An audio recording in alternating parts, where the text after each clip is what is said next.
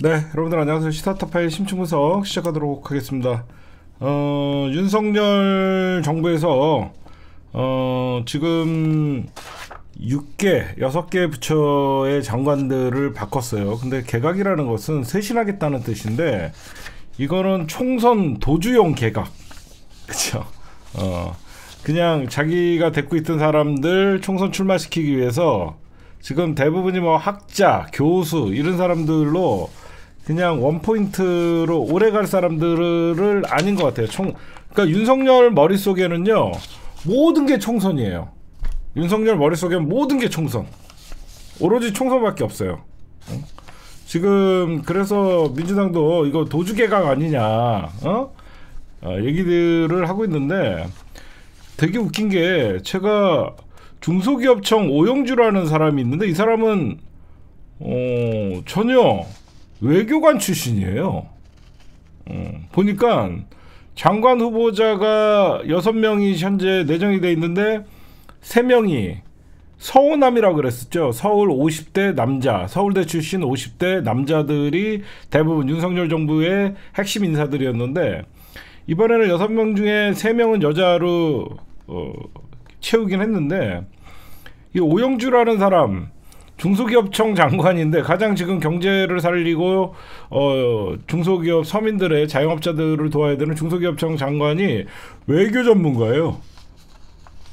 외교 전문가를 지금 쓰고 있고 어떻게 보면 지난 1년 반 동안 혼선에 대해서 반성하는 개각도 아니고 그냥 측근들 출마시키려고 총선용 개각입니다. 응? 이상합니다. 그렇죠? 그리고 보훈처장 후보자의 강정혜라는 사람인데 이 여자는 경제 전문가예요. 경제 전문가가 보훈처 장관을 한대요. 근데 보훈 가족이라고 하면서 그냥 그렇게 밀어붙이고 있어요. 예.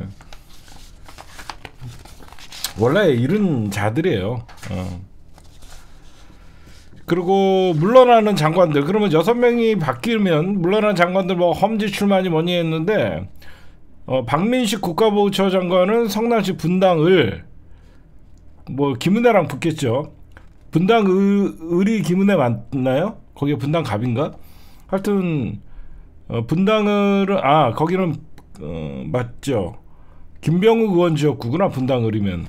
그래서 김병욱 의원이랑 이쪽이랑 붙으려고 하는 거고 그 다음에 지금 누구죠? 김은혜는 안찰스 지역구 그쪽으로 나가고 그 다음에 얘네들 다 그 다음에 정황근 농림축산부 장관은 어디에 나오냐면요 지금 충남 천안에 사시는 분들 있어요. 이 충남 천안이 지금 현재 민주당이 원래 박완주 의원이 3선을 연속 내리 그 지역에서 하면서 그 지역의 민주당 지역구였는데 이 박완주 의원이 보좌관 성추행 문제가 불거지면서 여기가 무주공산이에요. 여기가 무주공산이라서 지금 대통령실 출신의 정황근 농림축산부 농림축산식품부 장관 출신 이쪽 노리고 있고요. 지금 조승환 해양수산부 장관은 누구냐면 그 불륜 황보승이 지역구 부산 중구 영도에 출마한 여기 벌써 다 짜갖고 지금 나왔네요. 보니까 황보승이 나가고 조승환 해양수산부 장관 찍고 이해가. 그리고 중소벤처기업부 장관은 출신 이영이라는 중소벤처기업부 장관 출신은 서울 서초를 염두에 둔 것으로 알려지고 있습니다. 현재 박성중 의원 국민의힘 지역구에다가 자기 장관들 심는 거예요. 그러니까 국힘당에서 난리 나겠죠. 좀 있으면. 근데 이제 문제는 뭐냐, 이 정치인 출신들은 여러분들 보시면 인사청문회나 이런 거 할 때 멘탈이 강해요. 그렇죠? 정치인 출신들은 인사청문회 같은 거 할 때 멘탈이 강한데 이 나름 말도 안 되는 전문가라고 이 민간인들 채워놨는데 이 사람들이 청문회로 과연 통과할 수 있을 것이냐. 이 청문회에서 또 어떤 문제들이 분명히 불거질 텐데 또 결국 내년 총선용으로 개각으로 쇄신 분위기라는데 제가 볼 때는 오히려 저렇게 비전문가들, 비정치인 출신들이 가는 게 맞죠, 원래 장관 자리는. 근데 정치인 출신들에 비해서 청문회가 혹독하다는 것은 뭐 다 알고 있으니까 어쨌든 도주개각이다, 이렇게 말씀드리고 싶습니다. 그 다음에 오늘 제가 낮에도 말씀드렸듯이 지금 경기도청 압수수색을 14번째 했습니다. 그놈의 버카, 뭐 회, 뭐 초밥, 뭐 6만원어치 먹었다. 무려 경기도청을 14번째 압수수색을 하는데 제가 하나 묻고 싶어요. 그럼 13번 동안 뭘 가져갔냐? 그쵸? 아니 도대체 13번 동안 압수수색하는 동안 그동안 뭐 가져가고 14번째 압수수색까지 하냐? 이재명 당대표를 피해자로 표시하고, 그리고 살아있는 권력은 왜 압수수색 안 하냐? 김건희 특검 소리가 나오고 있는데 청와대 압수수색이라도 한번 해야 되는 거 아니냐 이러면? 대통령 부인이 명품백을 받아갖고 국정을 농단하고 있는데 이 정도 되면 문재인 정부였으면 검찰 청와대 앞에 용산 앞에라도 가서 쇼해야 되는 거 아니에요? 선택적 살아있는 권력의 수사입니까? 개가 웃을 일이죠. 살아있는 권력 수사한다 그러더니 아니 이 정도 되면 대통령 반환 창고 압수수색해야 되는 거 아니에요? 그렇잖아요. 대통령 반환 창고, 뭐 대통령실에 반환 창고가 있다, 선물, 도대체 거기 뭐가 있는다, 검찰이 압수수색해야 되는 거 아니에요? 진짜 여러분들 입장 바꿔놓고 한번 생각해 보십시오. 만약에 민주당 의원, 이재명 당대표가 아니래도 민주당 의원 중에 일반 어떤 관계자들 만나서 명품백 받았다고 한번 칩시다. 준 사람 집도 압수수색 당하고요, 계좌 압수수색 당하고요, 그 의원실 압수수색 당하고요, 난리가 납니다. 이 김건희 명품백 사건의 가장 핵심은 백을 받은 것도 문제지만요, 대통령 부인을 저렇게 방치했다는 게 가장 문제예요. 그렇죠? 진짜 우리가, 제가 어제도 말씀드렸지만 어떻게 보면 대통령의 부인이 공직자의 부인으로서 관리 대상이잖아요. 그래서 그 전까지는 제2 부속실을 둬서 대통령 부인을 사실상 보좌를 했잖아요. 민간임에도 불구하고. 대통령 부인이 무방비로 저렇게 방치했다는 그거부터 사실상 대통령실은 반성을 하고 지금부터라도 김건희 씨에 대한 일거수일투족을 체크하겠다, 이런 게 나와야죠. 계속 침묵하고 있으면 이게 없어집니까? 대통령 부인은 관리 대상이에요. 가족들은. 이래놓고 무슨 살아있는 권력, 진짜 해외에 나가면 명품 쇼핑만 하고 딱 걸렸었잖아요, 김건희. 국내에 있으면 명품 오히려 받고, 이런 자를 방치하는 것도 직무유기입니다. 그렇죠? 대통령의 직무유기예요. 에휴, 진짜.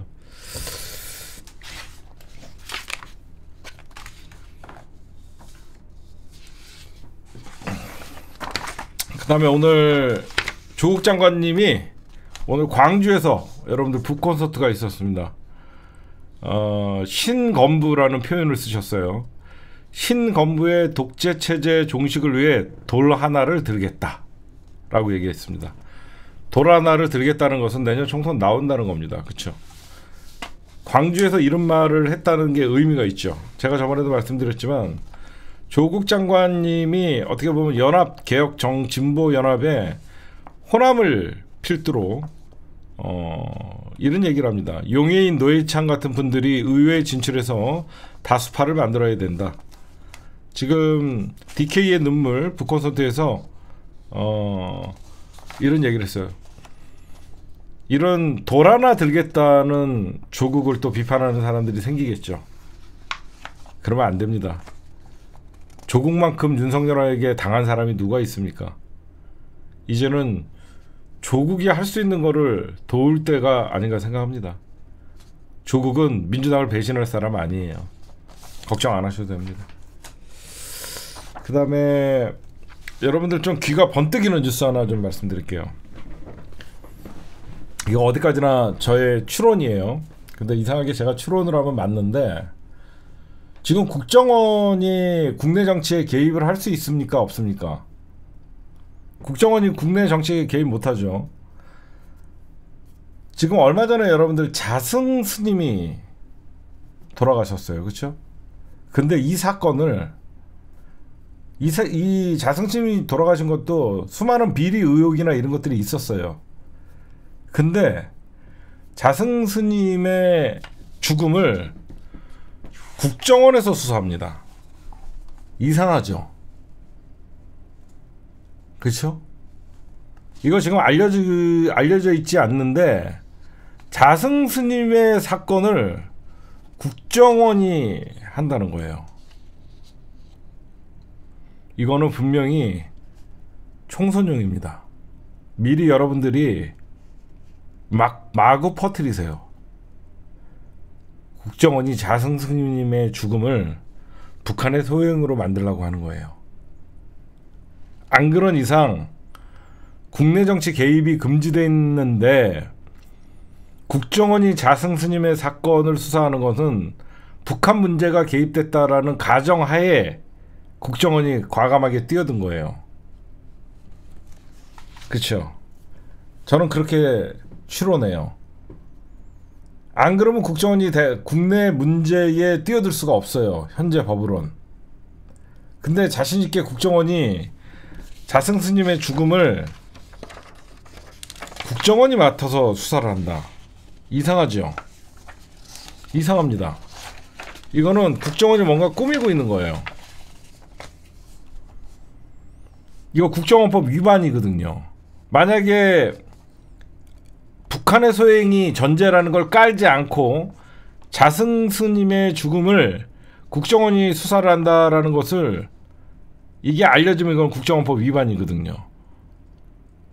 그런 걸 아는 국정원이 자승 스님의 죽음을 국정원이 수사한다. 북한의 지령에 의해서.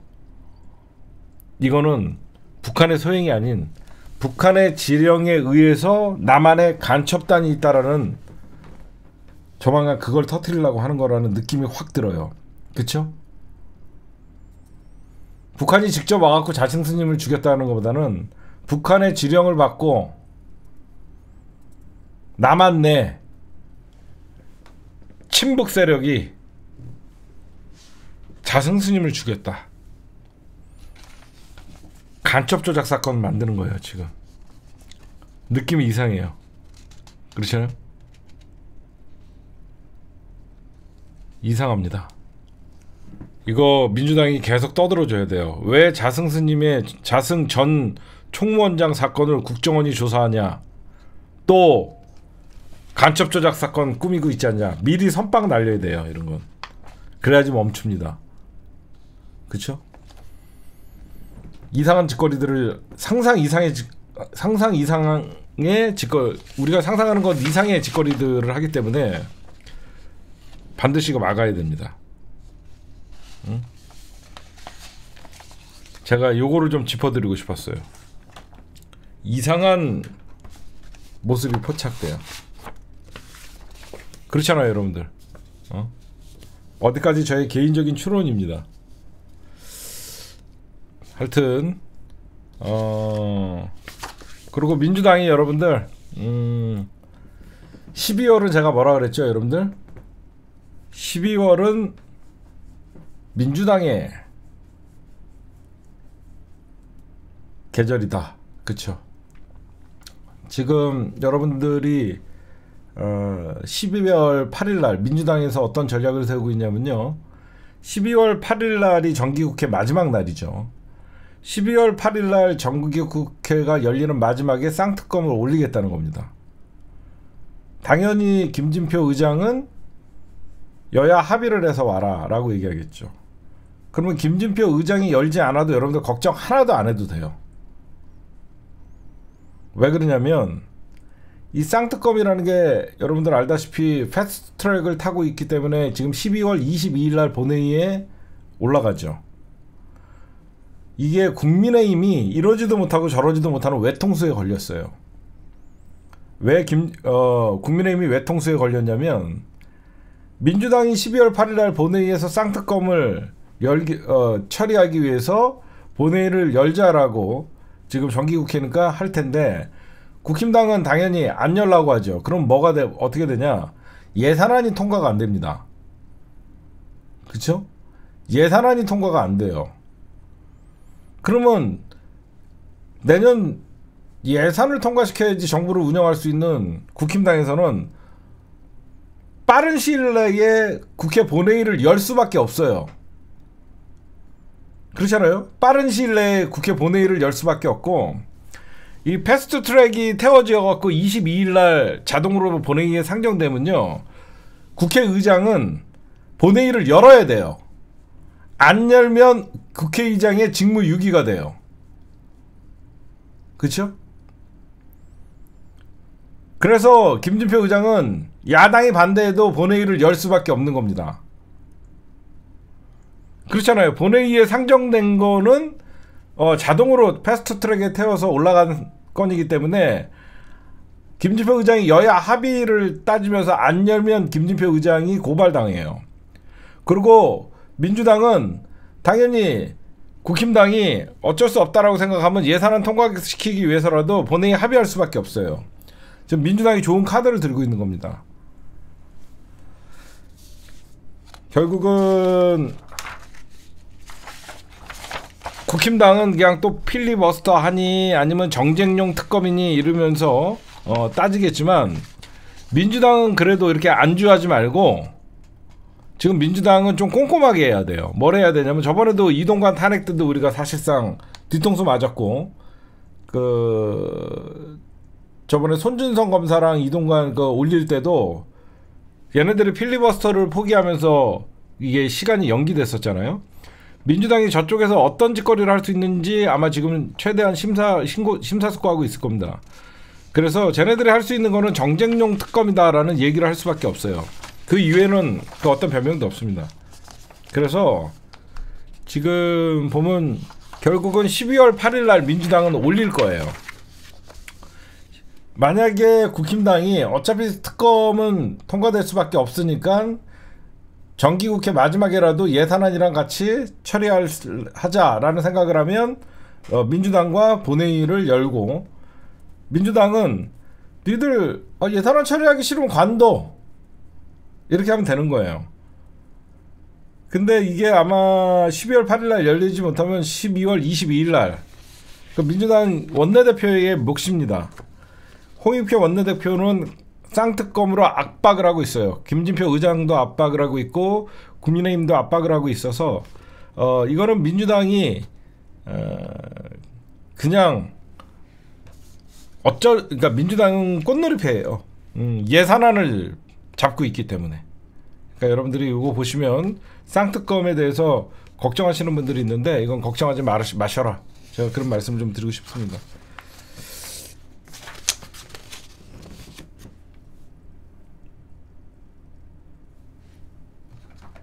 그 다음에 그러니까 이게 민주당의 플랜 B예요. 8일 회의에서 대장동 50억 클럽과 김건희 여사 주가 조작 의혹 쌍특검을 통과를 벼르고 있어요. 그날까지 특검법과 예산안이 처리되지 않으면 12월 임시국회를 소집을 할 수가 있거든요. 그러니까 민주당이 임시국회를 소집을 할 수 있는데 얼마든지 국힘당이 반대할 명분이 적은 게 국회 여러분들 임시국회 요구는요. 의원 재적의원 4분의 1 근데 민주당이 과반이 넘잖아요. 재적의원 4분의 1 이상으로 열 수 있고요.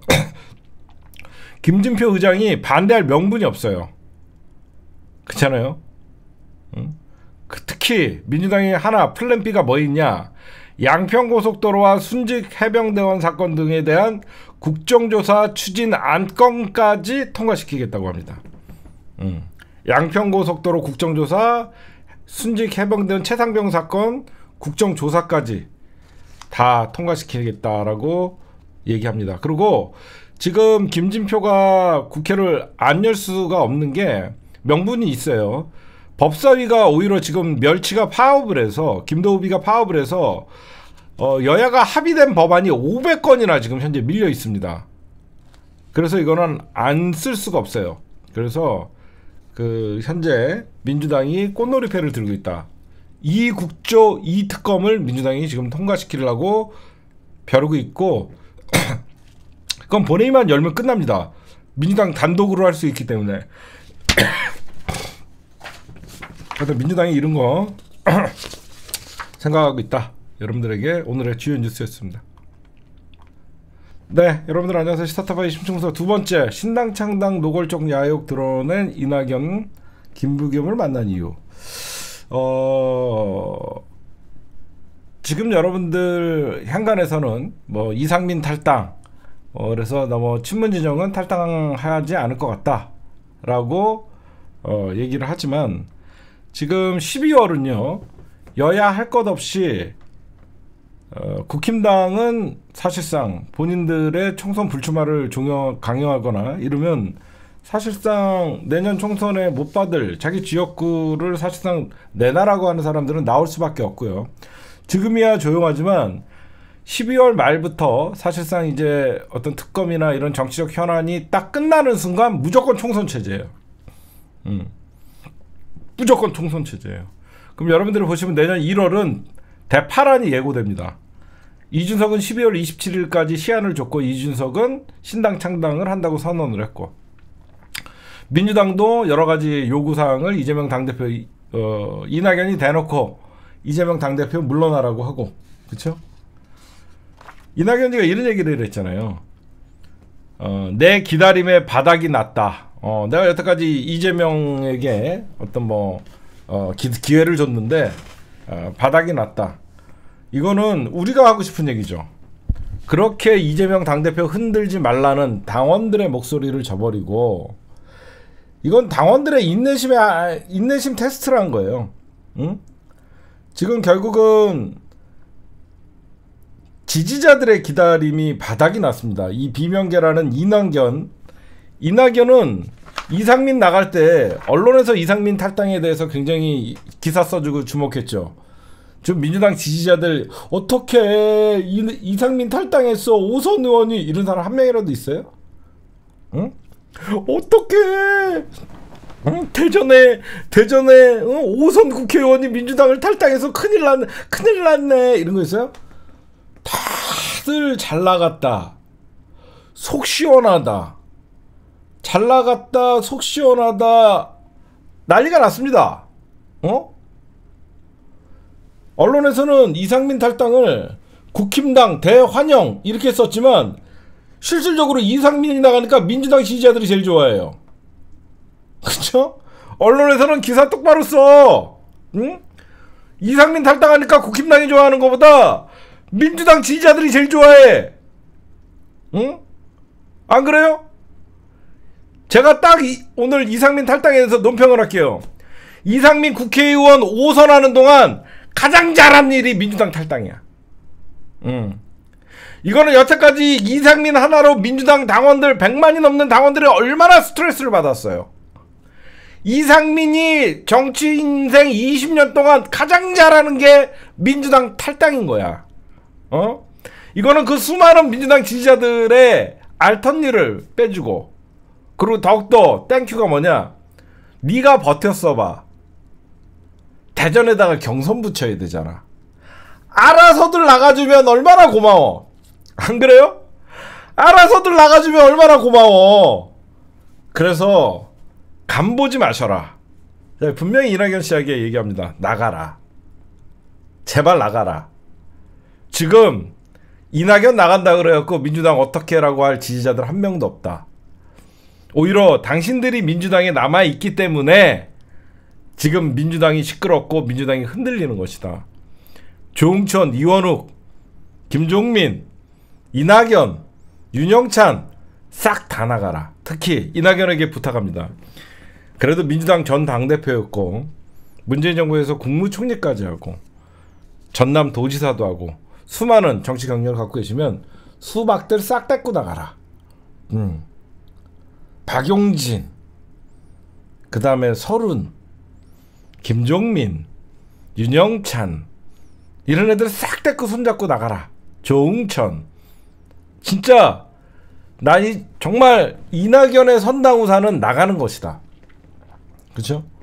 제가 보면 이낙연의 선당우사는 제발 손잡고 나가달라. 응? 그리고 여러분들에게 말씀드릴게요. 뭐 박광원, 홍영표 이런 애들 손잡고 그냥 나가라. 그런 얘기 해주고 싶고, 이낙연 씨가 착각하는 게 있어요. 민주당 비명계라고 하는 사람들이 착각하는 게 뭐가 있냐면요. 지금 민주당을 지지하는 열성 당원들인데 강성 당원이라는 표현을 쓰죠. 지금 이낙연을 제명시켜라라는 청원이 올라갔습니다. 이 청원이 왜 올라갔는지 사람들은 그거부터 알아야 돼요. 이낙연은. 그러니까 이낙연 씨가 단지 이재명의 정적이라서 이낙연을 출당시켜고 제명시켜라가 아니라 이제 와서 총선 4개월 앞두고 이재명 사퇴하라고 아직도 정신 못 차린 이낙연이야말로 민주당에서 나가야 되지 않냐라고 하면서 지금 쓴 겁니다. 그리고 민주당 지지자들은 왜 당신들이 나가던 뭐하든 왜 아무 반응이 없냐? 비주류에 대한 기대치가 없었어요. 그렇죠? 여러분들이나 저나 이낙연이나 비명계에 대한 기대치가 1도 없다 보니까 이 사람들이 좀 어떻게 해주지 그런 어떤 바람들이 없었어요. 그러니까 기대치가 없으니까 이 사람들이 나가든 말든 우리가 감흥이 없는 거예요. 그러니까 저는 사람들은 이낙연이 탈당 안 한다, 신당 창당 안 한다고 하는데 저는 100% 한다고 봅니다. 왜 그러냐면 이낙연 입장에서 여러분들 보세요.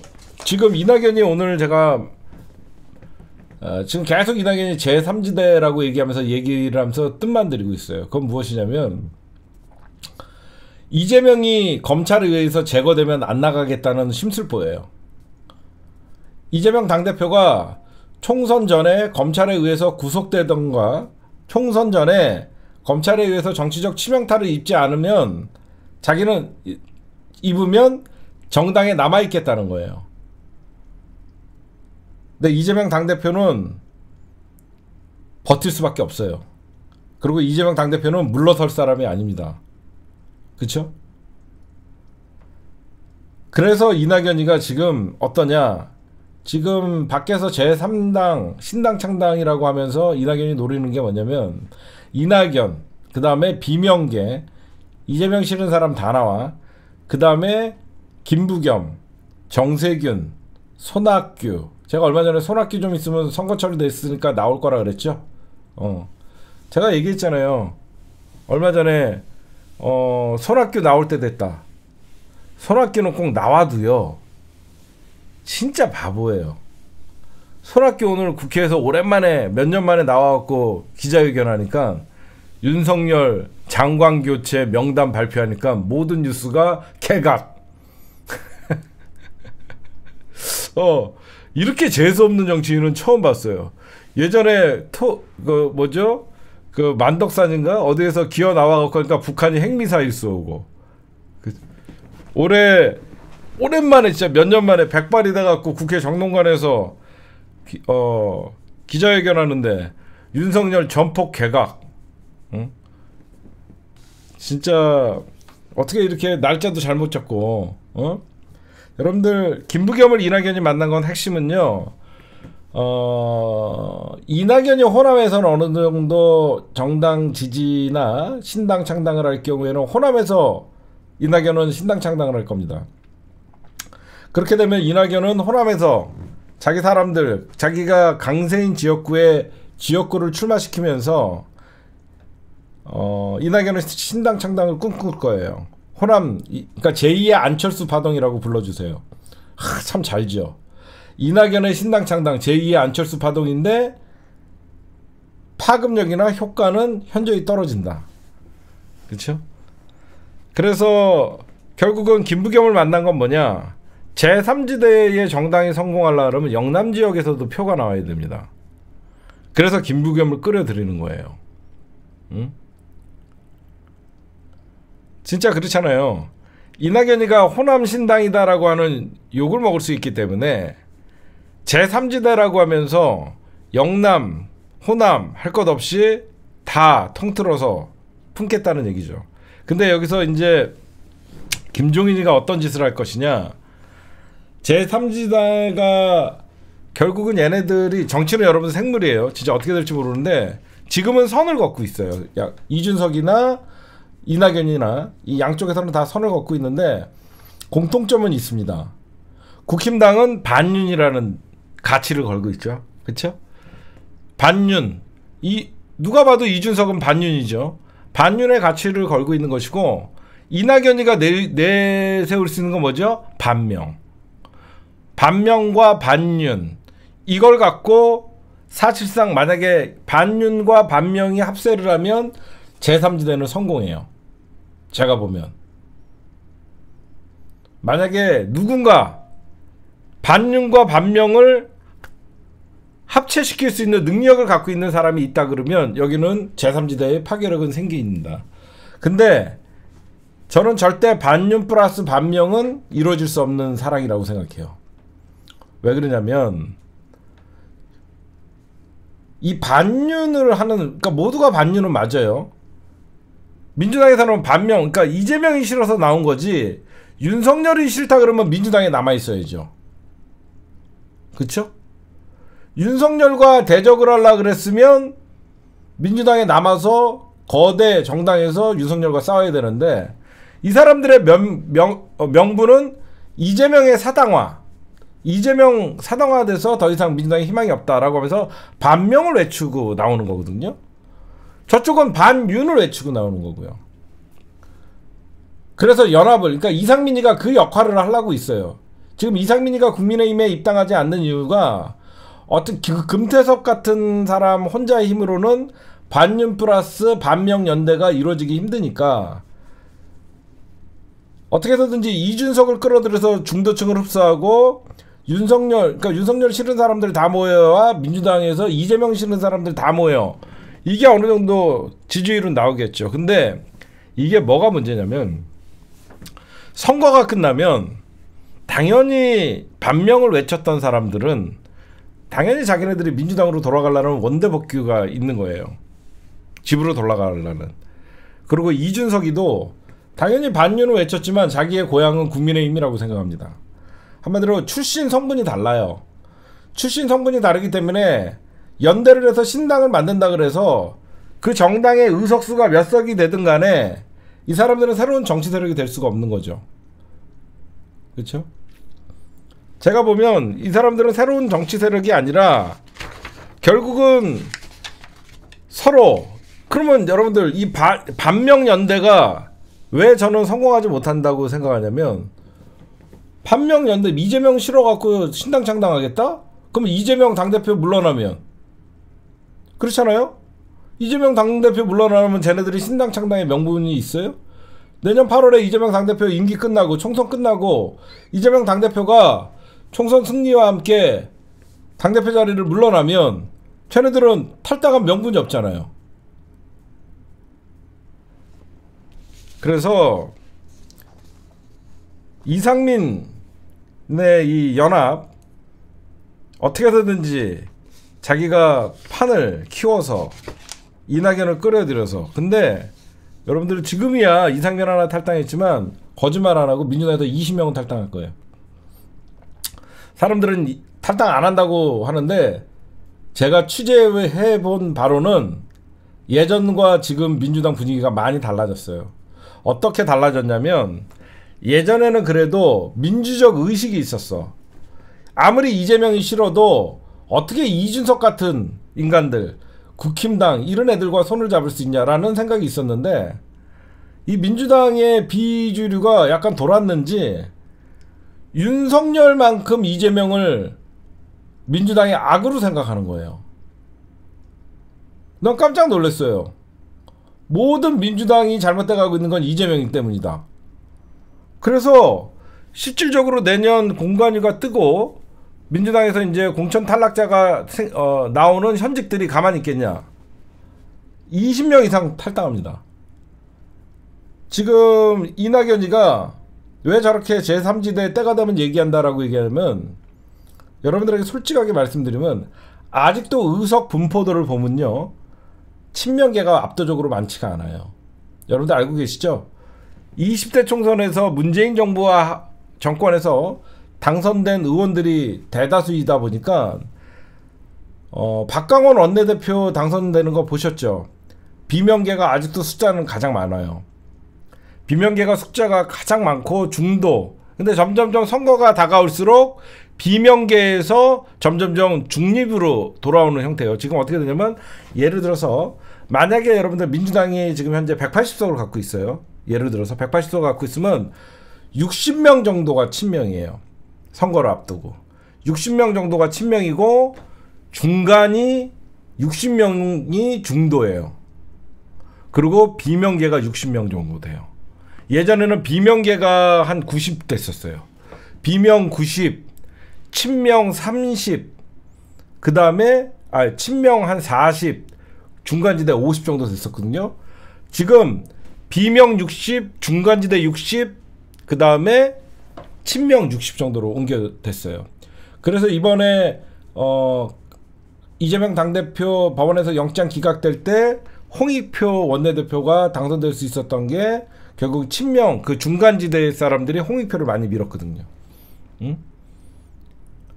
지금 여러분들에게 말씀드리는데, 어떤 사람인지는 몰라도 반윤과 반명을 같이 하려고 해요. 여러분들 여기서 주목할 게,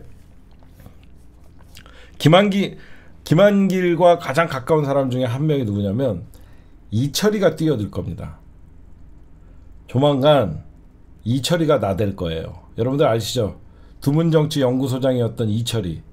얘는 김한길의, 누가 봐도 김한길의 사람이에요. 이철이가 제가 볼 때는 반윤 반명의 어떤 연대의 핵심고리의 역할을 하려고 할지, 하여튼 이철이도 이 정치판에 요즘 나대기 시작합니다. 그렇죠? 이철이가 분명히 나올 거예요. 근데 지금 이철이는 김한길과는 손절을 했어요. 이철이는 지금은 김한길과는 손절을 한 상태라서 지금 얘도 반윤 진영이라 새로운 새정치, 얘가 맨날 새정치 외쳤던 인간이거든요. 이철이가 아마 이 반윤 반명, 아니면 민주당 소속이잖아요, 이철이가 아마 이 이낙연의 신당 창당의 역할을 할 겁니다. 이낙연의 신당 창당이나 제3지대의 뒤에서 이철이가 조력자 역할을 할 거예요. 이철이가, 제가 얘기했잖아. 예전에 손학규 나올 때 됐다. 예전에 김종인은 제일 먼저 나올 것이다. 좀 있으면 뭐 김부겸, 뭐 전 국회의장 출신들 다 나올 것이다. 지금 진짜 다 나오잖아. 그리고 이제 정치 꼼수 잘 펴는 애들이 이철이 이런 애들이거든요. 그렇죠? 또 어떤 애들이 있냐면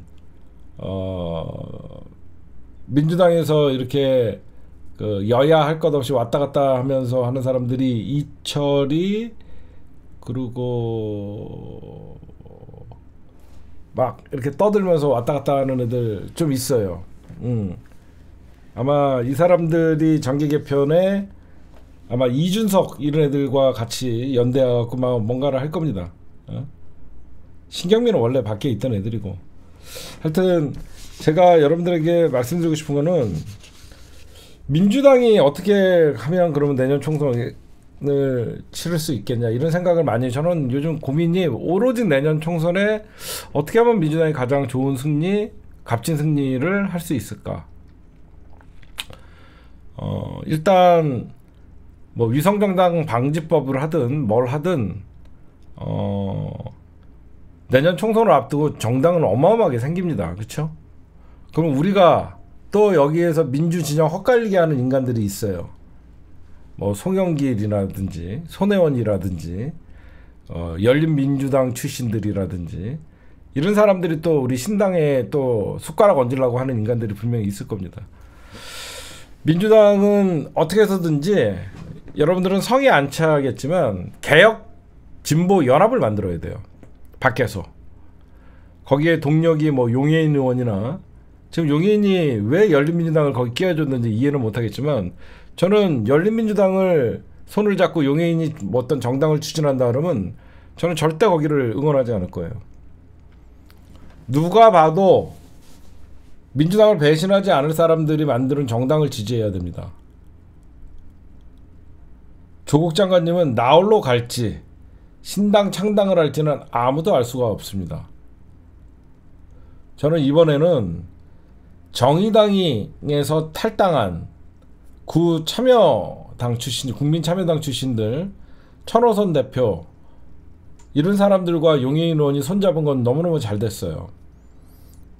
그리고 조금 더 아울러서 이 녹색당 요즘 세금 도둑 잡아라 뉴스타파에 하고 있는 하승수, 이분도 하승수 변호사도 참 훌륭하거든요.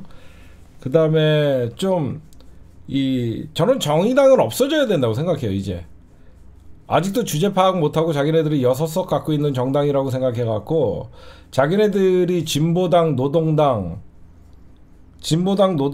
무슨 이런 정당을 정의당이 통합하겠다라고 얘기하는데, 저는 이번 총선에서 열린민주당이라는 재창당한 정당과 정의당만 빠져주면 모든 정당이 합쳐야 된다고 생각해요. 저는 정의당과 열린민주당이라는 정당, 손혜원이 만들었던 열린민주당이 재창당했는데 정의당과 열린민주당이 이번에 신당 창당에는 근처에도 안 왔으면 좋겠어요.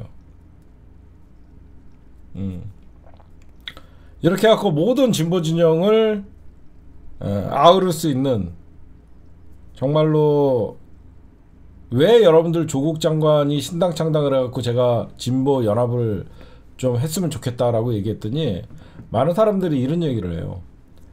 결국 저 개총수 다음에 이재명 날아가면 조국 밀라고 하고 있다. 제가 여러 번 얘기했죠. 왜 제가 어떤 사람은 못 믿어도 조국을 믿을 수 있다라고 얘기했냐면, 조국은 절대 배신하지 않는다고 얘기했냐면, 대한민국에서 가장 윤석열에게 한이 많은 사람은 조국이에요. 그렇죠? 조국 장관만큼 윤석열 죽이고 싶은 사람이 누가 있겠습니까? 그런 사람이 민주당을 배신한다고요? 절대 그러지 않아요.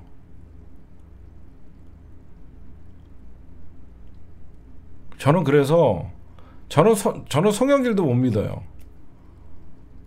이낙연은 더 못 믿죠. 이낙연이 검찰 탄압을 받아봤습니까? 검찰과 한통속이라는 소리까지 예전에 나돌지 않았어요? 오죽하면 오늘 광주 북콘서트에서 돌멩이 하나라도 들 것이다. 여태까지 조국은 무차별 난타를 당했잖아요. 아무것도 저항할 수 없는 가족을 볼모로 인질로 잡아갖고 조국은 묶어놓고 사실상 난타를 당했습니다.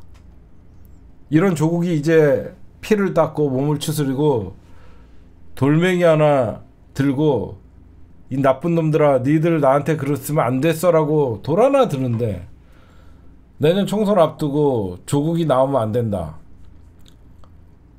이렇게 얘기하는 사람들 너무 잔인한 것 같아요. 제가 늘 얘기하지만 이재명 당대표를 대통령을 만들고 싶은 여러분들이나 저나 마음이 똑같죠. 이재명을 대통령을 만들기 위해서는요, 지지자들이 생각이 좀 넓어져야 돼요.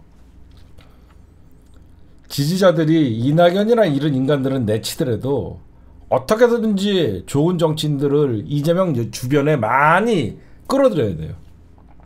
응? 안 그래요? 이재명만 딱 혼자, 여러분들은 마음은 알아요. 저나 이 새끼도 배신하고 저 새끼도 배신하다 보니까 그 아무도 믿을 수 없다 보니까 이재명만 바라보고 가겠다라고 하면 대통령만 못 만듭니다. 그렇게 하면 대통령 못 만들어요. 이재명 주변에 최강욱, 조국, 김용민, 수많은 좋은 정치인들이 계속 이재명을 지지하고 끝까지 함께 가야지 나중에 대권판이 뜨거워지고 이재명 당대표가 빛나는 거예요.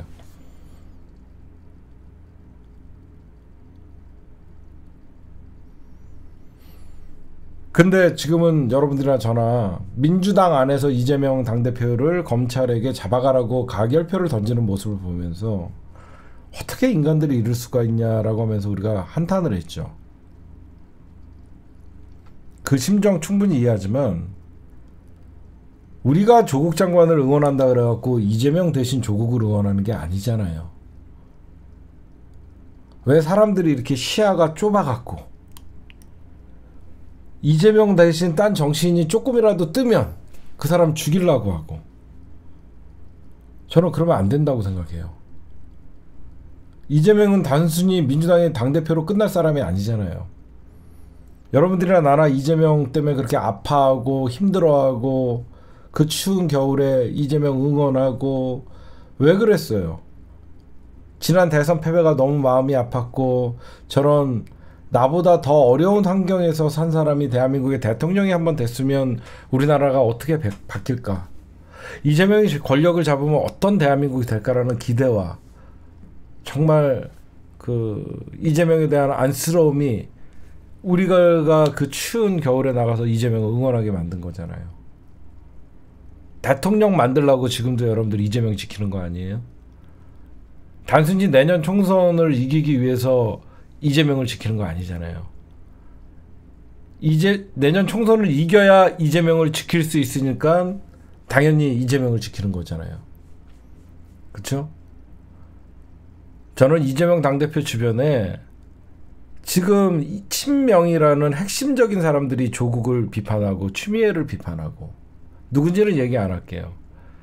오히려 추미애 장관이나 조국 장관님은 누구보다도 검찰에게 가장 혹독하게 당하고 있던 사람들이잖아요. 검찰과 전면전을 했던 사람들. 근데 친명계 인사들이 주변에서 이재명을 위한다는 사람들이 내년 총선을 위해서는 조국이 입 다물고 있어야 된다. 왜 송영길에게는 입 다물고 있어야 된다는 그런 말을 못하냐고요. 진짜 사법 리스크는 지금 내년 총선을 앞두고 송영길이에요. 제 말 틀립니까? 더 이상 조국 장관님의 사법 리스크가 뭐가 있습니까? 조국같이 탈탈 털려서 표창장 재발급한 거 위조됐다고 밀어붙이고, 응? 조국은 이미 본인들이 도덕적으로 송구하다는 일에 비해서 엄청난 법원에서 얘기하는 죄가보다 더 많은 고초를 겪고 형량을 살았습니다. 조국은 나올 자격이 있죠. 제가 예전부터 얘기했잖아요. 송영길은 오로지 이재명을 이용해서 자기 대권 나갈 생각밖에 안 하는 사람이라고. 친명계 주변에서는 송영길을 욕을 못합니다. 왜? 송영길이가 아직도 이재명에게 채권자 노릇을 하니까.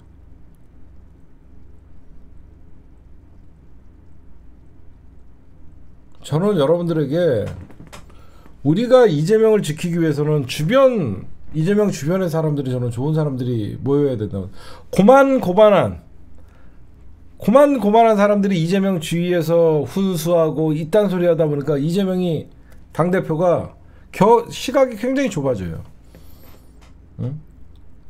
좀 과감하게 정치도 할 수 있게끔 옆에서 도와주고 그러면 이재명의 사이다가 살아나고 솔직하게 자꾸 이재명 당대표가 여러분들 생각하는 것보다 당대표가 되고 나서 이재명스러움이 많이 없어졌다는 얘기하죠. 왜 사람들이 비주류에서 주류가 되면서 친명계 의원이라고 하는 사람들이 이재명 주위에서 하지 말라는 얘기만 하는 거죠. 과감하게 질러라. 응? 과감하게 질러라. 저는 정치는 과감해야 된다고 생각해요. 그래야지 권력을 잡을 수 있다고 생각해요. 그래서 우리가 비명계는 당연히 정신 차리고 돌아온 사람도 많아요. 여러분들 제가 어제도 말씀드렸지만 문재인 정부에서 이랬다 그래갖고 모두가 비명계가 아닙니다. 아직도 이재명을 인정하지 못하고 밖에서 떠돌고 있는 이낙연과 그의 패거리들이 비주류가 된 것이고요. 친문 정치인들 중에서 이재명을 지지하는 의원들 되게 많죠. 청와대에서 근무했던 진성준, 한병도, 윤건영, 거기에 또 누가 있죠? 김병기. 하여튼 친문 정치인들 중에 정청래, 얼마나 많은 사람들이 지금 이재명 지지하고 있습니까? 모든 친문을 적으로 만드는. 그래서 제가 여러분들에게 자꾸 이재명 지킨다 그러면서 문재인 욕하고 그러지 말라는 거예요. 이재명 당대표가 문재인 대통령과 차별화를 해갖고 지금 남을 게 뭐가 있냐고요. 적밖에 더 만들어요? 그렇죠. 응? 이재명 당대표가 문재인 대통령과 지금 차별화 정책을 펼쳐봐야 지금 이재명 당대표가 적밖에 더 만드냐고요. 문재인 대통령과 이재명 당대표가 차별화를 언제 해야 되냐면요. 권력을 잡고 나서 차별화를 해야 돼요. 제 말 이해하시죠? 지금은 야당 대표이고 대선에 도전할 이재명입니다. 대선에 도전할 이재명인 거예요. 그런데 또다시 친문 정치인들과 각을 세우라고 하면서 이재명 지지자라고 하는 것들이 문재인 민주당에서 탈당하라는 소리나 하고, 이재명 당대표는 언제든지 자기가 대통령이 되면요, 과거 문재인 대통령의 정책이나 이런 것들 답답함이 있었던 것에 대해서 얼마든지 비판하고 저는 그렇게 하지 않겠습니다. 부동산 정책은 이렇게 할 것이고 경제 정책은 이렇게 할 거죠. 얼마든지 그때는 이재명 당대표가 문재인 대통령과 차별화를 할 수가 있는 거예요. 왜? 권력을 쥐었으니까. 지금은 이재명 당대표는요, 정말 지난 0.7%라는 아까운 24만 표 차라는 그 표 차이를 생각해서라도 이재명은 통 큰 정치를 하고 이재명은 품는 정치를 해야 돼요. 그래서 제가 여러분들에게 욕을 먹으면서, 제가 이재명 당대표한테 충원으로 욕을, 여러분들한테 욕을 먹으면서도 병립형 하시면 안 된다. 이재명 당대표가 병립형을 하시면 민주당이 내년 총선에서 승리를 할 수는 있겠지만 대통령 자리가 물 건너간다. 병립형을 받아주는 순간 100만 표가 날아갑니다. 대선에서 100만 표가 날아가요. 그게 무슨 말이냐면 민중당, 노동당, 녹색당, 사실 예전에 그 정의당 이쪽 출신들이 광화문에 모여갖고 집회나 이런 것들 하면 시민사회에서 모을 수 있는 인원들이 100만 명은 돼요. 무슨 말씀인지 아시겠죠? 단순히 쟤네들이 의석이 몇 개 없어갖고 쟤네들을 무시할 게 아니라 이재명은 대선을 봐야 되는 사람이에요. 심술보가 38만 표 정도, 35만 표 정도 가져가잖아요. 이 민주당보다 더 왼쪽에 있는 사람들이 100만 명은 돼요. 민주당, 민주 진영에. 근데 병립형을 받아들이는 순간 이재명은 100만 표를 날려버리는 거예요. 정말로. 그래서 제가 이재명 당대표에게 어떤 결정을 하든지 우리는 민주당을 지지하겠지만 이재명은 대통령이 돼야 되는 사람이다. 저는 그런 얘기를 말씀드리는 것이고, 그 다음에 저는 민주당 지도부의 고뇌도 알고 있어요. 왜 민주당 지도부에서 병립형을 생각을 하냐면, 저런 이낙연이나 저런 밖에서 탈당한다는 애들 꼴보기 싫잖아요. 한마디로 병립형을 민주당이 이번에 추진해버리면요, 국힘당과 야합을 손을 잡고 국힘당도 걱정이 싹 없어지고 민주당도 걱정이 싹 없어져요. 민주당이 이번에 병립형을 딱 하는 순간 국힘당의 이준석 신당은 날아가는 거예요. 그래서 국힘당은 병립형으로 가자라고 끝까지 주장하는 게 이준석 신당을 막기 위해서 병립형을 가자는 것이고, 민주당도 내심 신당 창당이나 이런 것들에 대해서 신경이 쓰인단 말이에요.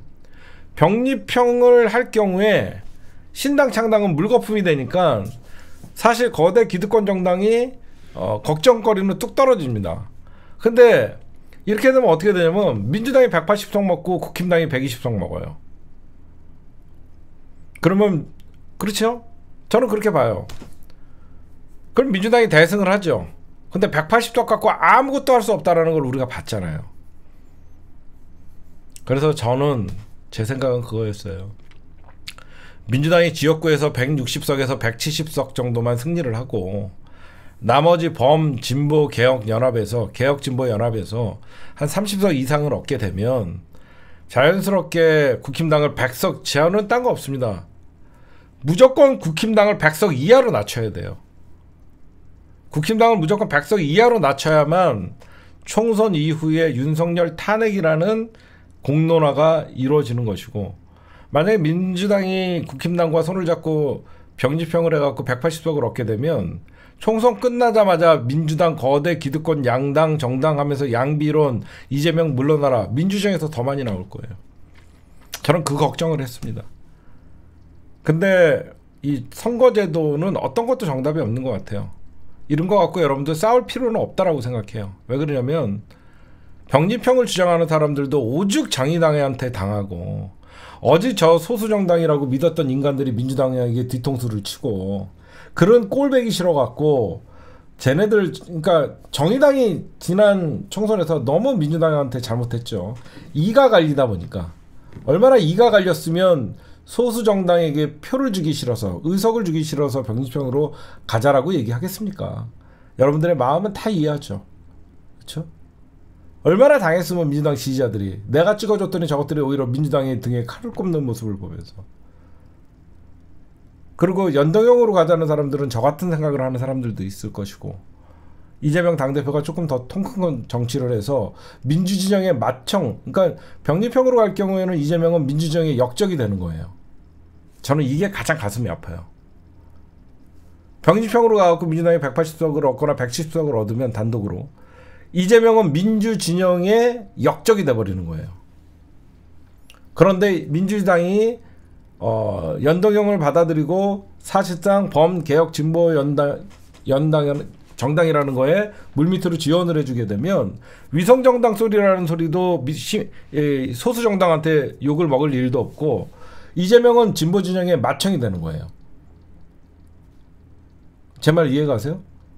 민주당에서 연동형을 받아들이고 지역구에서 대승을 하고 어떻게 해서든지 3번 내지 4번을 받을 수 있도록 민주당에서 탈당원들이 개혁진보연합을 지원을 해줄 경우에는 결국은 개혁진보연합이 위성정당 만들지 말라고 민주당을 비판하는 사람들이기 때문에 그 비판하는 사람들의 입을 다물게 할 수 있고 얼마든지 국힘당과 대적해서 싸울 수 있고 저는 그게 맏형이 될 수 있는 위치인데 잘못하면 역적이 될까봐 그게 가장 마음이 아프죠.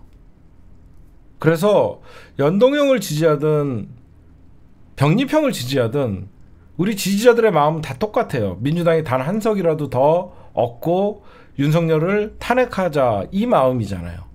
그렇죠? 그러니까 여러분들이 그거 갖고 이게 옳다 저게 옳다 그거 갖고 우리 싸우지 말자는 얘기를 하고 싶어요. 응? 그렇잖아요 여러분들. 제가 그래서 여러분들이나 병립형을 주장하는 사람들 연동형을 주장하는 사람들 공공의 적은 국민의힘과 윤석열이고 어떻게 해서든지 민주당이 한 석이라도 더 갖고 와서 이재명이 힘을 받을 수 있게 그런 마음이잖아요. 똑같은 마음이에요. 그렇죠? 똑같은 마음입니다 여러분들. 그래서 여러분들이 생각하니까 그거 갖고 싸울 필요 없고 민주당이 어떤 선택을 하든지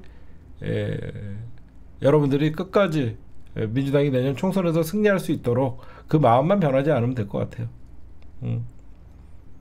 그러니까 저는 제가 생각하는 저는 이재명이라는 당대표를 단순한 당대표라고 생각하고 정치인이라고 생각하지 않아요. 가슴이 뛰는 사람이에요.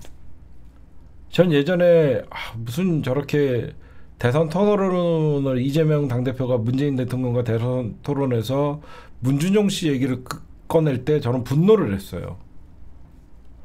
아직 미숙하구나. 정치적 미숙하구나. 그 당시에 2017년 대선 토론 때 이재명을 볼 때는 아직도 정치적으로 성남시장에서 벗어나지 못하구나. 그런 생각을 했어요. 그래서 비판도 많이 했어요. 저는 그 전에 이재명을 정말 좋아했었거든요. 남들이 이재명 알아주지 않을 때 저는 2014년, 15년 이재명 성남시장을 따라다녔던 사람이에요. 근데 그 이후에 이재명의 정치를 보면서 놀라울 정도로 학습 능력이 있다고 생각했어요. 놀라울 정도의 학습 능력이 있더라고요. 야, 내가 알던 이재명이 맞나? 그 누구도 도움을 안 줬는데 어느 순간 이재명은 성남시장이 아니라 경기도지사가 돼 있더라고요. 경기도지사는 대권 후보거든요. 저 사람이 그럼 진짜 대통령이 될 수도 있겠네라는 생각을 갖게끔 했죠.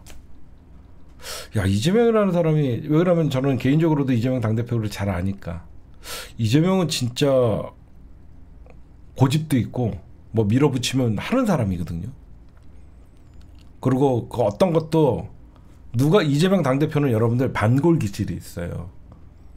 이재명 당대표는 누가 자기한테 압박하고 억압하고 강요하잖아요. 안 해요.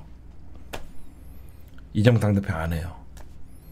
너 누구야 그 이낙연 같이 사퇴하라 그러면요. 내가 왜 사퇴합니까? 딱 당당하게 맞서는 사람이에요. 그게 이재명이에요. 그래서 저는 솔직히 그래요. 이재명이라는 사람은 진화하는 정치인이에요. 그렇죠? 그래서 제가 좋아했었어요. 딴 사람들은 진화가 이낙연 같은 경우에는 진화는 진즉이 진화됐다가 이제는 노역만 차갖고 이제 꼬꾸라지는 정치인들을 은퇴시켜야 되는 폐기물들이고 이재명은 진화하는 정치인이더라고요. 정치적 감각도 굉장히 뛰어나고 그게 어디서 나오나 했더니 이재명 당대표는 여러분들 그 어려운 환경에서 사실을 합격할 정도면 머리도 굉장히 비사하고 정치적인 센스나 감각이 굉장히 좋아요.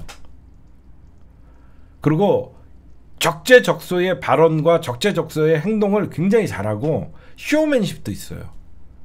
대중을 끌어당기는 쇼맨십도 있어요. 걔가 보면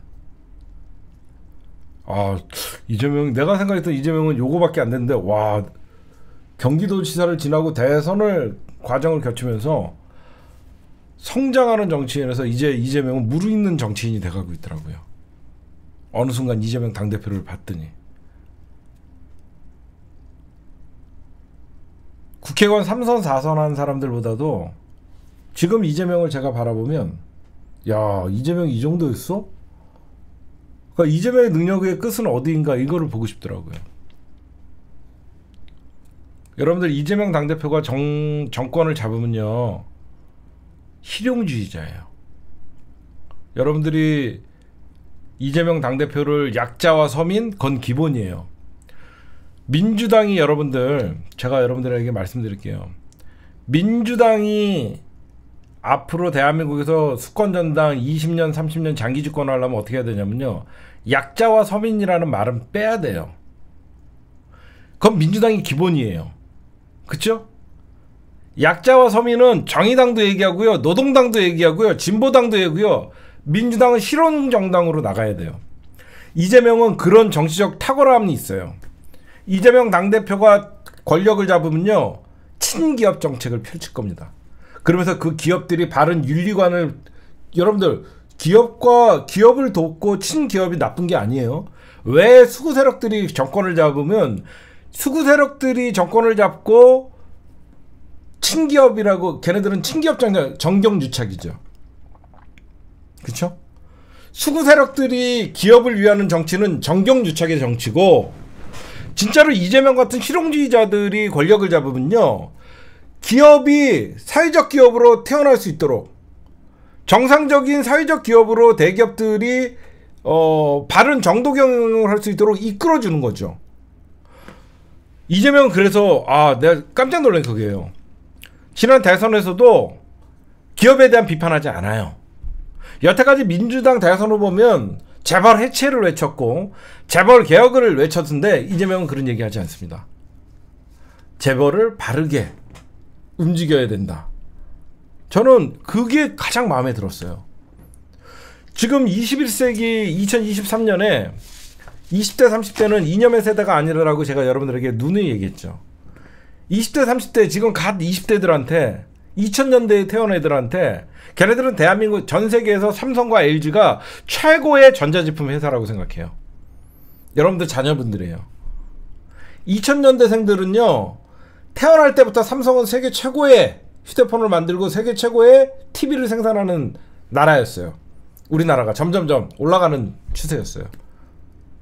걔네들은 태어날 때 우리나라 자동차가 되게 좋다고 생각하고 그런 애들한테 다음 대선에서 재벌 해체한다 그러면 뭐지? 이렇게 돼요.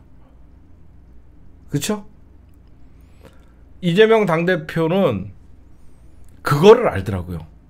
어디에서 포인트고 어디에서 우리가 앞으로 사회적 민주당이 나가야 되나.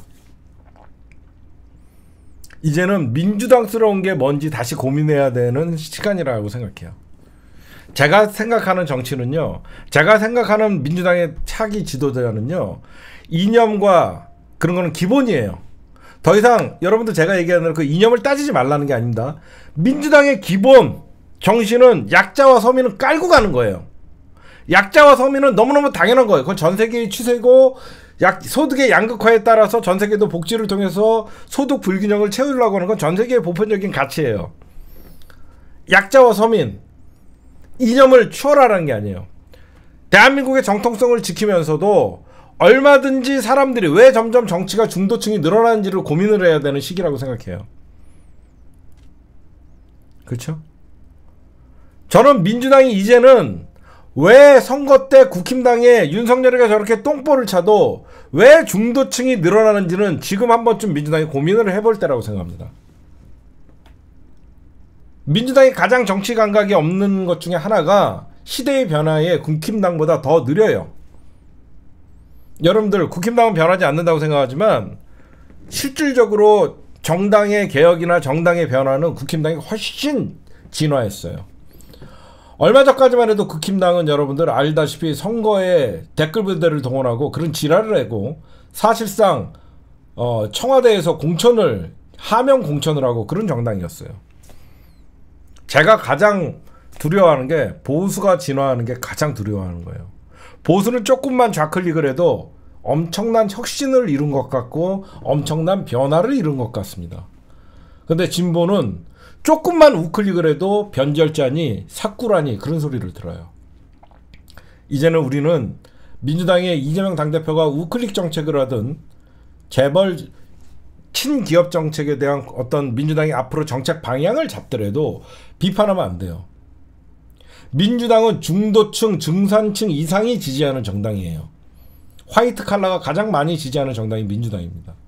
민주당은 정작 화이트 칼라들이 자기네들을 지지하는데 오히려 그 사람들의 세금 부담을 오히려 늘려주는 정당이 됐었어요. 그게 바로 지난 대선의 패배예요. 그게 문재인 정부의 착오입니다. 제가 생각하는 민주당의 장기 집권은 기본적으로 약자와 서민은 민주당이 정권을 잡았을 때 살기 좋은 나라라는 인식을 심어주고 나도 부자가 돼도 불이익을 당하지 않는다는, 민주당이 정권 잡으면 부자들이 불이익이 당하지 않는다는 그런 정당이 정책을 심어줘야 되는 거예요. 민주당이 문재인 정권의 사실상 개국공신들이 가장 잘못된 건 운동권 세력들이 가장 잘못 생각하는 게 부자는 적이다. 그게 뭐냐면 집 두 채 갖고 있는 사람들 집 팔라고 하는 게, 나는 그게 가장, 제가 문재인을 좋아하면서도 가장 이해가 가는 게 청와대 고위공직자들 열심히 사는 사람들이고 청와대의 고위공직자들이 집 두 채 갖고 있는 게 뭐가 흠이냐고요. 저는 이해가 가지 않았어요. 보편적인 바람이에요. 국민들의 바람이에요. 내 집 한 채 갖고 있고 내 하나뿐이 없는 자식 사회에 나가서 직장만 하려고 힘들게 살지 않고 내가 조금 더 벌어서 내 아들 내 딸 시집 장가 갈 때 집 한 채 또는 전세자금 좀 보태줘 갖고 시작하게 만드는 게 부모의 마음이거든요. 근데 민주당은 집 두 채는 죄인 취급을 했어요. 굳이 집 두 채 가지고 있지 않는 사람들의 반감을 가진 거예요. 이게 무슨 말이냐면 여기는 자본주의 사회예요. 자본주의 사회는 누구나 부자에 대한 열망이 있는 거고 꿈이 있는 겁니다. 월세 사는 사람들이 집 두 채 갖고 있는 사람들에게 종부세를 부과한다 그러면 진짜 집 두 채 갖고 있는 사람들은 조용해요. 자기 돈 얼마 나올까봐, 이 집을 어떻게 처리할까, 그냥 조용합니다. 오히려 내가 내년에 집 살라고 했던 꿈을 키웠던 사람들이 화를 내요. 그렇죠? 월세 사는 사람들이 집 두 채 살고 있는 사람들의 종부세를 매긴다, 과도하게 매긴다라고 세금을 올린다 그러면 세금을 내지 않는 사람들이 오히려 분노를 해요. 이게 자본주의의 원리예요. 왜? 누구나 내가 부자가 될 수 있다는 꿈을 갖고 있기 때문에. 왜 그러냐면 여태까지 걷지 않던 세금인데 내가 앞으로 집을 장만하고 내가 앞으로 부자가 될 꿈을 갖고 있는데 내가 집을 사면 재수없게 나 때부터 세금을 내야 돼? 재수없게 내가 돈 좀 버니까 이제 나한테는 많은 세금을 부과시키는 거야? 이렇게 되는 거예요. 그래서 강남이 넘어간 거예요. 예전에 강남구에서도 전현희 의원이 당선이 되는 지역구였어요. 왜 강남이 넘어갔냐? 부자를 적으로 돌리면 안 돼요. 좋은 부자도 주변에 많아요. 부자가 돈이 많고 자본주의 사회에서 가진 게 많은 사람들이 죄인 취급받으면 안 돼요. 민주당의 정책 방향을 부자가 존경받는 사회를 만드는 정책 방향으로 만들어야 되는 거예요. 그렇잖아요. 저는 민주당이 앞으로 약자와 서민, 중산층 이 사람들을 아우르는 정당은 당연한 거지만 부자에게 혐오를 주는 정당으로서는 장기 집권하기 힘듭니다. 왜 강남이 수거화됐는지를 가만 생각해 보세요. 부자를 적으로 돌린 거예요. 누구나 부자가 되고 싶은 꿈이 있는 사람들의 욕망을 억누르니까 반대급부가 나오는 겁니다. 저는 그래서 늘 이재명 대표에게 가장 정치적으로 기대하는 게 바로 실용주의예요. 여태까지 민주당은 사실상 노무현 대통령, 김대중 대통령, 노무현 대통령, 문재인 대통령은 운동권 이념에 사실상 진보와 보수라는 대결 가치 구도 속에서 탄생한 민주진보의 어떤 계보예요. 그렇죠? 정치에 우리가 권력을 창탈했던 계보지만 순수하게 실용주의적 대통령이 처음으로 탄생하는 게 바로 이재명이에요. 제가 왜 이재명을 빨아갖고 시청자 좀 늘리려고 하는 게 아니라 제가 생각하는 이재명에 대한 기대치는 정말 대한민국의 민주진보 진영에서 실용적인 대통령이 나왔을 때 어떤 변화가 있을 것인가. 그 기대를 하는 거예요. 이제 민주진보니 수근이 진보니 반민주니 민주니 이런 싸움은 끝났어요. 그건 우리 세대의 몫이에요. 우리가 기억하는 역사 의식과 우리가 겪었던 그 참혹했던 독재 정부의 그 자화상이 그 그림자들이 우리 기억 속에 남아 있어서 우리는 이념 세대인 거예요.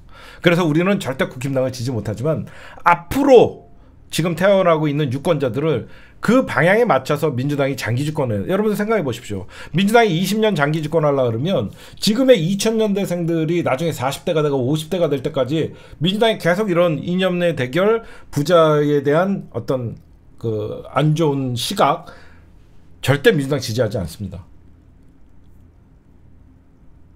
그렇죠? 그래서 제가 얘기하는 게 그거예요. 세금을 징수를 하더라도 부자가 마음 편히 낼 수, 초부자들. 그러니까 민주당이 늘 집 두 채라고 하면 우리나라에서 나 집 두 채인데?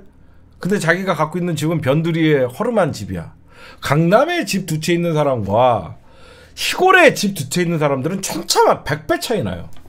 그러니까 이런 식으로 만들면 정책을 좀 디테일하게 만들어 갖고 강남에 어떤 집에 갖고 있는 사람들에는 하여튼 강남은 세금으로 잡으면 돼요. 근데 전 국민을 상대로 집 두 채에 대한 컴플렉스를 주면 안 된다는 거예요. 제가 얘기하고 싶은 것은. 제 얘기에 공감하시는 분들도 있겠지만 저는 딴 거 없어요. 제가 죽기 전에 국힘당이 선거 용지에서 없어지는 날 그런 걸 꿈꾸면서 방송을 하는 것이고 제가 여기서 그 온갖 화살을 맞아 가면서도 민주당을 위해서 위성정당을 만들었었고 모르겠어요. 제가 제 인생에 있어서 참 피곤하게 사는 굳이 피곤하게 살지 않아도 되는 피곤한 길을 갈고 겪지 않아도 될 만한 일들을 겪고 안 겪어도 되는 일들을 겪으면서 살았지만 저는 이념 세대거든요. 대한민국의 악의 축이 저는 국힘당이라고 생각하는데 민주당이 장기 집권하기 위해서는 이제 민주당도 보이는 개혁적인 발언들이 좀 나와야 될 것 같아요. 그러니까 저는요 민주당에게 씌워진 진보라는 닉네임을 이제는 버릴 때, 이제는 조용히 내려놓을 때예요. 그래서 민중당, 그 다음에 진보당, 그 다음에 이런 더 민주당보다 왼쪽에 있는 정당들이 진보라는 소리를 듣고 민주당이 장기 집권하기 위해서는 민주당은 중도 정당으로 나가야 된다고 생각해요. 왜 그러냐면 저도 보수거든요. 저는 극좌와 보수가 공존해 있어요. 근데 그거는 저희 50대 세대들의 공통점이에요. 평생 부모님들, 그러니까 나이 드신 부모님들을 보면서 살았기 때문에 엄청난 보수적인 면을 갖고 살면서 아들 하나고 그런 엄청난 보수적인 면을 갖고 있지만 정치적인 이면의 생각은 굉장히 좌측에 있는 사람들. 그러니까 민주당의 지지층은 보수와 극좌를 같이 갖고 있어요. 저 같은 경우에는 어떤 면에서는 되게 보수 꼰대 마인드를 갖고 있고 정치적인 마인드는 굉장히 민주당보다 훨씬 왼쪽에 있는 사람이고 여러 가지 공존하고 있어요. 응? 여러분들도 똑같아요. 어떤 면에서는 나는 되게 보수적이고 어떤 면에서는 정치적인 면이나 이런 것들을 볼 때는 민주당보다 더 왼쪽에 있고 사람은 여러분들 한쪽에 치우칠 수가 없어요. 생각이라는 게 있잖아요. 이 생각은 나는 이거에 찬성하고 민주당 진보 진영이라고 하는 사람들 중에서도 이거는 좀 아닌 것 같다라고 생각하니까 사람의 생각이 너무너무 다양하기 때문에 모두가 우리는 민주당을 지지한다라고 그 진보가 아니에요. 사실. 그래서 제가 생각하는 게 이재명 당대표가 저를 가슴을 떨리게 했다는 게 바로 그거예요. 야, 이제는 민주당도 실용주의적인 대통령이 되는 것이다. 제가 문재인 정부의 어떻게 보면 정권 재창출 실패의 원인을 어디서 보냐면요. 민주당의 어떤 정치적 이념이나 사상 노선이나 변경 없이 그냥 뜬구름 잡기식으로 20년 장기 집권 플랜을 만들었다는 거예요. 그 장기 집권 20년 플랜에 20대는 무조건 민주당을 지지한다는 아니라는 생각을 했던 거죠.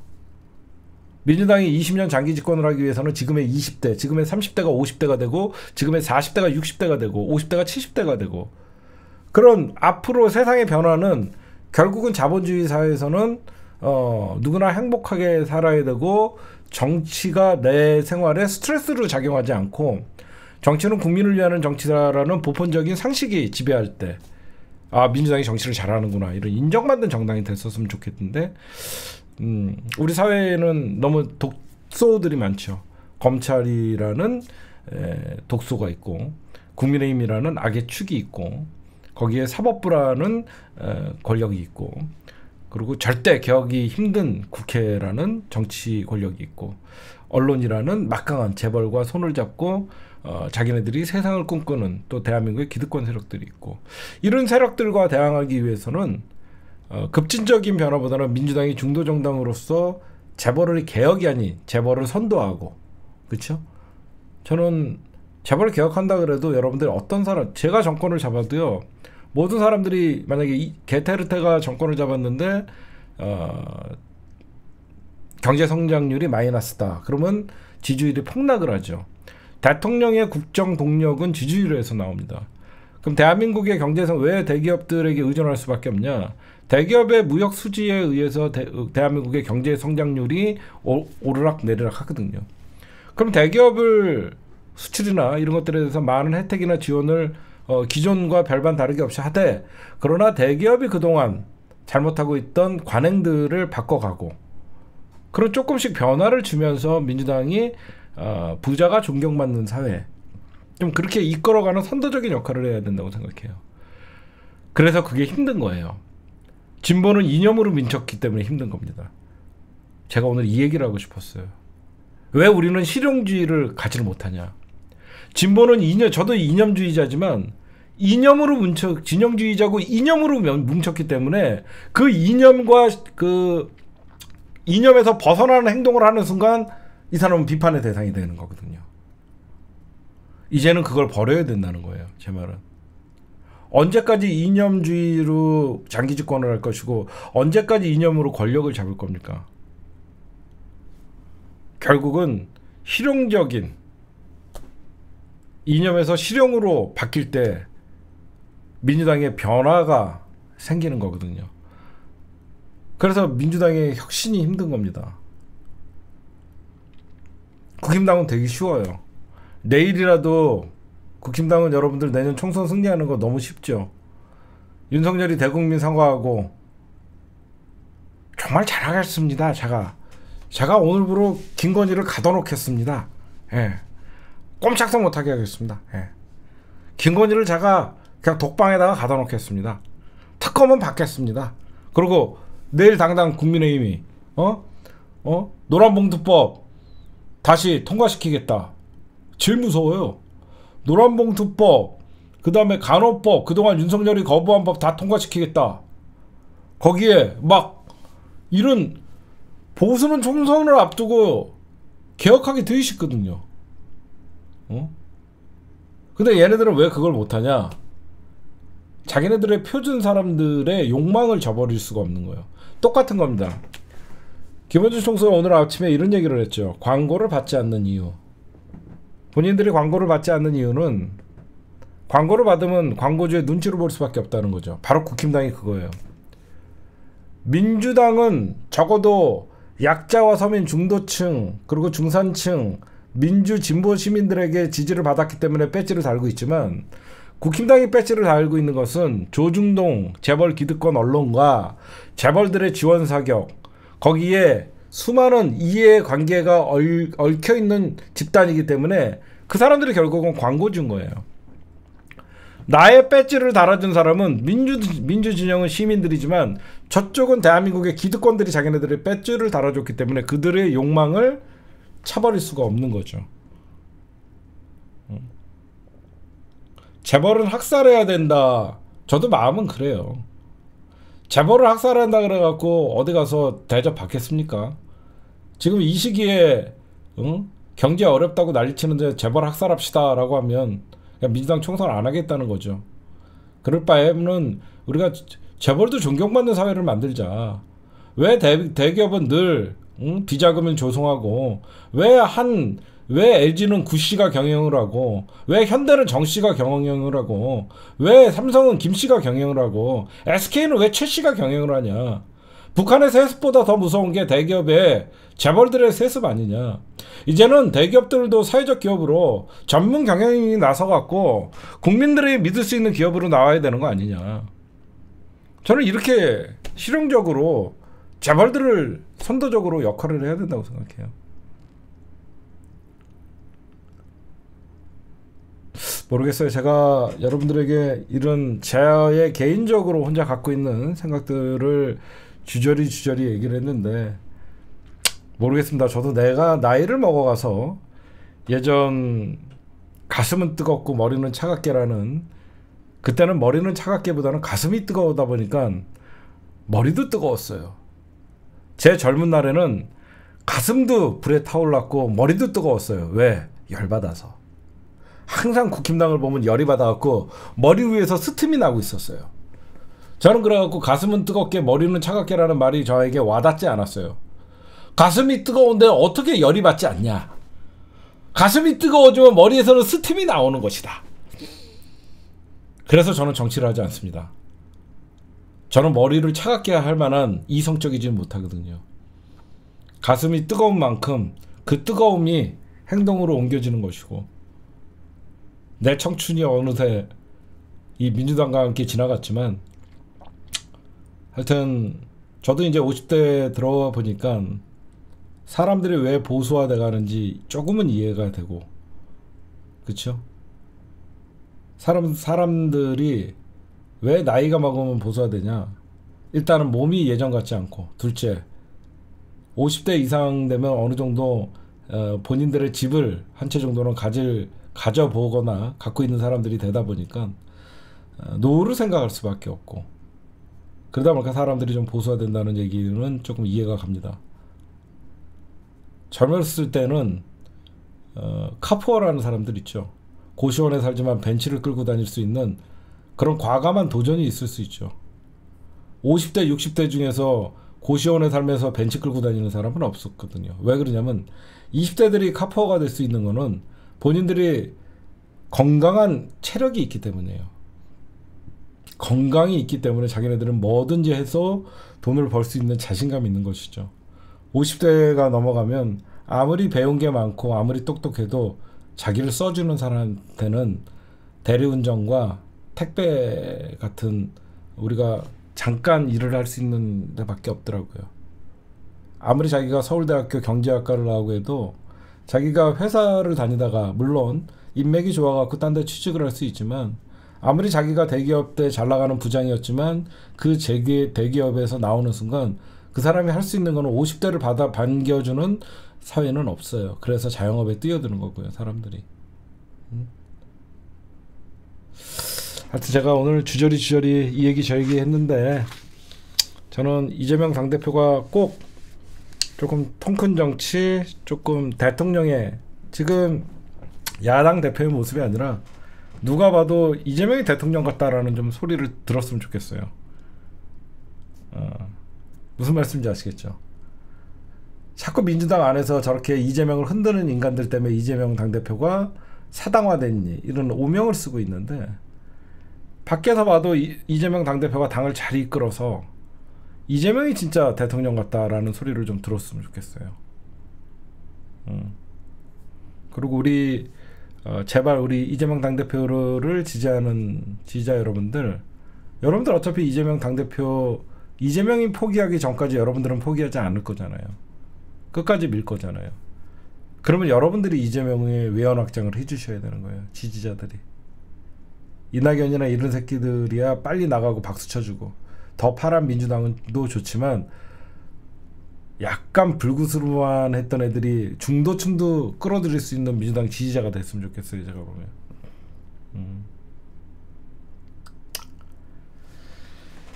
네, 오늘 방송 제가 하고 싶은 얘기는 여기까지만 할게요. 뭐 생각은 다양하게 할 수 있지만 저는 누구보다도 민주당을 오랫동안 사랑하고 단 한 번도 국힘당은 대한민국의 정당이 아니라고 생각한 풀뿌리 저는 7살 때부터 국힘당이 나쁜 놈들인 줄 알고 있었어요. 엄마 품속에서 중학교 때 5.18에 분노를 했던 사람이고요. 여러분들도 적어도 저를 아시는 분들은 세상이 아무리 바뀌어도 저는 때려 죽어도 국힘당은 볼 수 없는 사람입니다. 오늘 방송 여기까지 할게요.